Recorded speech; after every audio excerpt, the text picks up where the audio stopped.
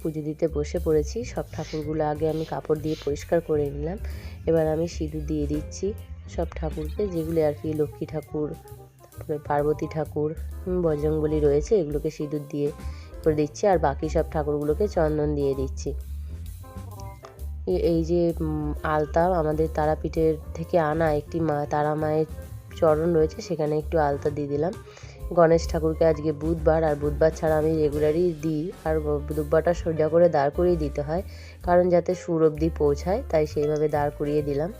এই দেখো সব রেডি করে ফেলেছি, ঠাকুরকে খাবার দেওয়া থেকে আরম্ভ করে সমস্ত কিছু।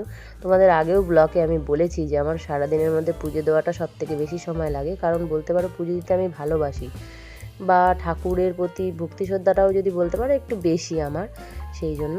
এবার আমার ধূপকাঠি জ্বালিয়ে আরতি করা হয়ে গেছে, এবার আমি প্রদীপ দিয়ে আরতি করে নিচ্ছি ঠাকুরকে।